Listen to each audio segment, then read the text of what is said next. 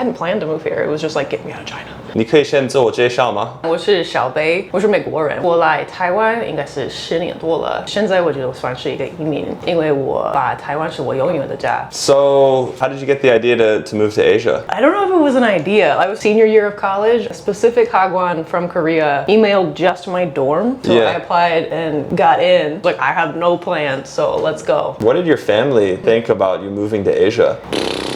All I remember was my parents knew they had no control over me. I think they'd like long since let that one go. So I remember her driving me to the airport and like her being very visibly upset, and I kept trying to console her by being like, it's just a year, Mom, it's just a year. Yeah. And then she would turn to me and be like, it's not gonna be a year.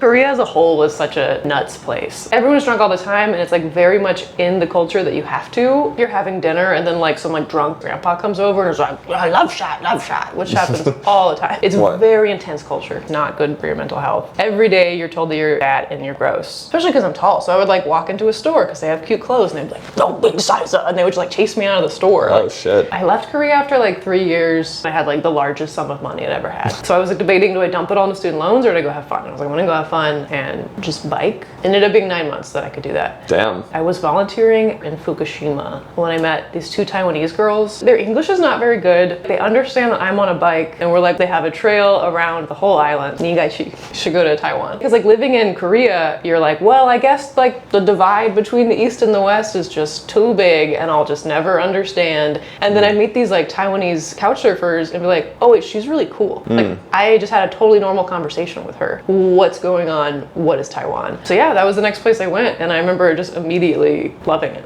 I remember being in line at Shiman and I wanted to try like quail eggs on a stick, like nuts, what an experience. But like the line was too long and I didn't really want to wait. And then someone tapped me on the shoulder and it was like these 2 Taiwanese boys and they like shoved eggs into my hands. And then they said, no English, and like ran away from me. It was like so weird and nice. Super kawaii, and I was like, that is my impression of Taiwan. Did you Huandao? Yeah, but like super slow. Cause I just biked around the island volunteering. Again, not speaking a word of Mandarin. But I remember later learning that I was speaking Chinese because I would be like in rural Taiwan where no one speaks any English and I'd be so hungry. And you go up to these stalls, but they don't have a picture menu, they don't have English. I don't have Wi-Fi on my phone because I didn't pay for it. And I want to communicate when I'm hungry. So I would like point at my stomach and I would go, oh. They were like, I understand. The moment where I was like, I love this place was when I was biking around and I was at a 7-Eleven somewhere like rural outside of Taichung and I was ordering a coffee and the lady was making my coffee. The cup was just covered in ants. Like in the store. And I'm looking at her, looking at the ants, and she's looking at me, looking at the ants.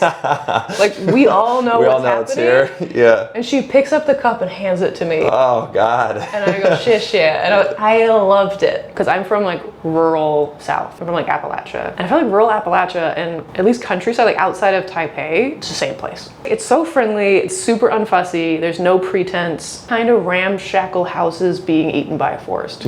There's like a hole in the wall because you took out an AC unit. The contractor is gonna come and just like put a plastic sheet there. Yeah. And that's what they're gonna do in Appalachia too. In Taiwan, you're gonna eat all manner of like animal and you don't know what the fuck it is. I'm eating squirrel, I'm eating a deer, I'm eating, I don't know, it's just a steak, who knows? Absolutely no pretense. I really like that about outside of Taipei. They're so chill. Even if I just like cross the river into Sanchong, I'm like, yeah, I could live here. I really want to live here. I gotta get out of Taipei. Yeah, I know. I was thinking of the last time I went to Sanchong because I wanted to go to like an over the river night market, you know, where the good stuff is. We stumbled on like, you know, an unmarked pet store. Like that's where you know it's gonna get weird really fast. And this lady was a sugar glider breeder, like little babies, and she was just like handing out and sticking them on people. And I'm like, this is fucked up. Like, I love this. Then like this man came in and he has an adult sugar glider stuck to him. As he's like doing the deal to get his new sugar glider, you can see that his hand is missing a bunch of fingers and it's all wrapped up with just bloody stumps. And I was like, oh no.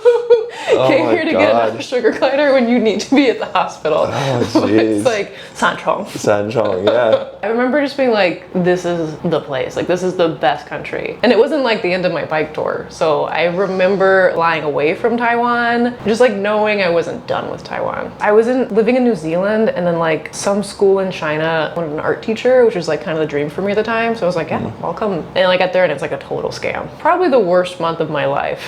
That 1 month in China. And it was like Beijing in January. So before they cleaned it up, you couldn't see across the street because the smog was so bad. It was like being on the inside of a turned on vacuum cleaner. That's like vacuuming up like a dirty doghouse. So like just black and blood coming out of your nose every day. Oh. And then decided I would just escape and go back to Taiwan. It was so bad that I couldn't buy a plane ticket to leave. Couldn't even access my money because it was like in other countries still. My VPN wasn't working, the Wi-Fi wasn't working. You would go to like cafes and try to plug stuff in, but like nothing worked. Had to get a friend in another country to buy me a plane ticket, and I like promised to pay them back. In the Beijing airport, just a mess. Just everywhere is a little riot of people, and then you get to the Taiwan terminal and everyone's in a nice line, and I was like, oops, I can't. So it wasn't like I hadn't planned to move here. It was just like, get me out of China. Yeah, what were the early years of living here like? I don't know how parallel this is to other people's experiences, but like putting a lot of pressure on myself to pay off all my student loans. I think 66,000. Oh, wow. Which is about 2 million NT. High interest, like loan shark shit. When I moved to Taiwan and had income, I was ready to like pay it back. I think I put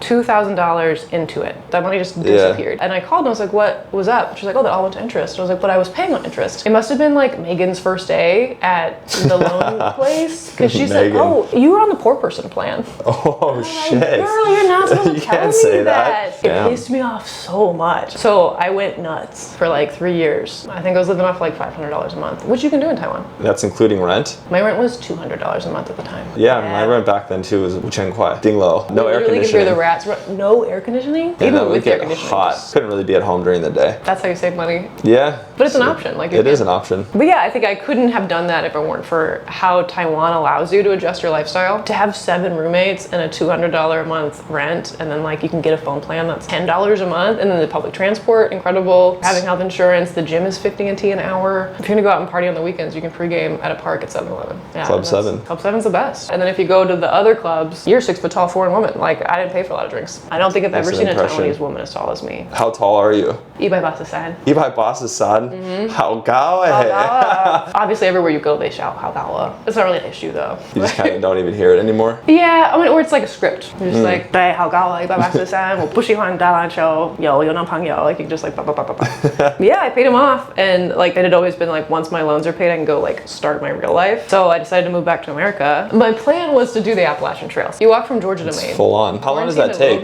6 months. Oh shit, that long. By the time I'd already started the trail, I already knew I was moving back. Then I was just like very uncomfortable. The American culture didn't fit. In the countryside, people aren't going out. They're in and they're watching reality TV, and then they go to work, come home, complain about work, and they watch reality TV in a dark room. They weren't like enjoying their lives. And like the idea of trying to like move to a city or something, that didn't... It just seemed impossible. Like here, if I want to get around, $42 for a T-Pass. You don't have public transport. Yeah. There, I have to buy a car, buy gas, buy car insurance, maintain the car. But that's just the start of it. That doesn't cover rent, that doesn't cover health insurance, that doesn't cover groceries. That's insurmountable. I don't have that kind of money. So I came right back. Now I work at a contact lens company called Jiamo Sushing. My boyfriend's mom brought it to Asia in the 90s. It's originally from the States, but it only ever took off here. I don't think it took off anywhere else because only Asian parents could just force their kids to wear something so uncomfortable and not get any pushback. Because the Jiamo Sushing, you wear it in your sleep when you're 9, and then your vision doesn't do this. It just stays, which is incredible. But harder for the doctor to sell, and it's a little more annoying for the customer to use. So what do you do on a day-to-day for them?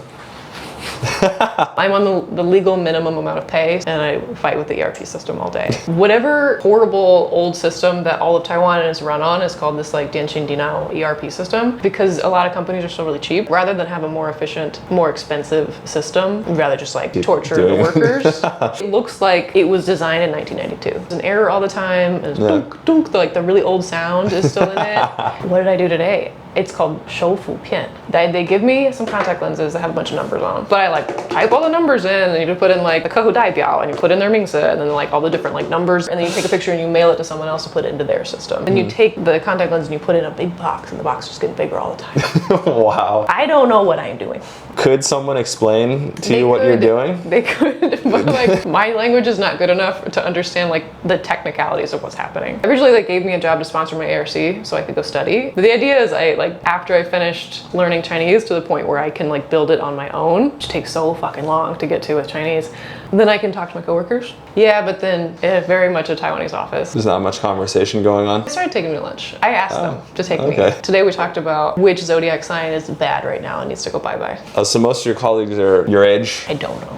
They could be younger, they could be way older. You never know. Yeah, you never know. Because I work next to one lady, and then they keep all the other workers in the basement. So like, I really just have the one. Sounds wrong. It looks wrong too, because you go down there, it's like not a nice place. Are you expected to like be in your desk all the time? I should be in my desk. I do like sway and like get up and pally pouch you, but no one's ever gonna say anything to me. I'm very much like Asian American child right now. Yes, you're four or die. I'm four or die, yeah. You're four or die. From hillbilly to four or die. How did you meet your boyfriend?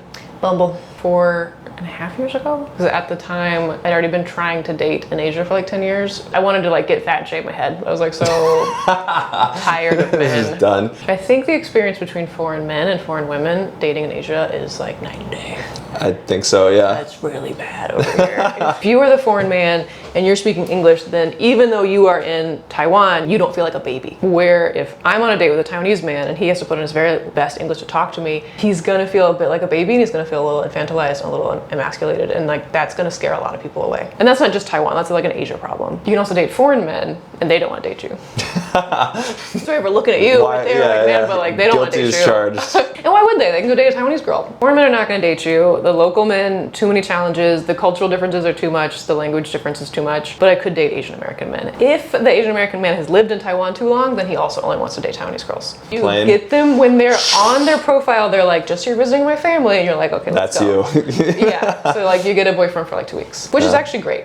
But like, I am not the only foreign woman who has like come to this conclusion. Yeah. Like I've talked to plenty of foreign women who are like, oh yeah, you just have a temporary boyfriend who's from like, an Asian American family. From Seattle. Foreign women into your like late 20s is when you start grappling with the idea of, do I remain single forever and live in Taiwan, or do I want to like go somewhere else and like at least have a chance of partnership? Huh, but you were able to put up with it. I decided I was gonna be single forever. Do you think it's even necessary to have a sense of belonging to stay here, or are there enough pull factors to just keep you here? Yeah. Well, I'm thinking about on the MRT a few weeks ago, in the priority seats were two very old white men, and it made me feel really weird. What if their only attachment to this country is their wife? I wouldn't have my wife as my only attachment to this country, so like if I was ever old enough to be sitting comfortably in the priority seats, do I belong here yet? Which is why if I'm going to live here forever, I have to have a certain grip of the language. I do want to be able to talk to my neighbor, and I do want to be able to like volunteer or like be part of a group that meets every week. If it's in an expat circle, it will dissolve because everyone's gonna leave. What about China? What about Are you scared about China? Oh yeah, China. Have you ever been like sleeping and then like you hear like a really loud truck and like all of a sudden you're like awake and you're like standing in your room, you're like, it's happening. Yeah. It happened to me in a few years. Maybe that's true belonging and integration. Do you feel like you kind of encounter any stereotypes here as a foreigner? Like, oh, you couldn't make it in your home country, so you're here. Right, that one, the loser back home one. Loser back home. I haven't like had it lobbed at me in a long time until I posted that video about healthcare, because they see a white person getting healthcare and they're like, no, you shouldn't have that. And every time a white person sees a doctor is a time that a Taiwanese person can't go to the doctor, which is like not true at all. I mean, you're paying taxes. That was the point I made. And also, it's not like a unique idea. Like we have the same tribe of people in America who are like, every time an immigrant does something, I'm mad. But like those people are dumbasses in America. And it's just like, you know, it's disappointing to see it in Taiwan too. You feel like people want you to be glazing Taiwan? He does well. If you can be a white person and be like, wow, stinky tofu, I love it.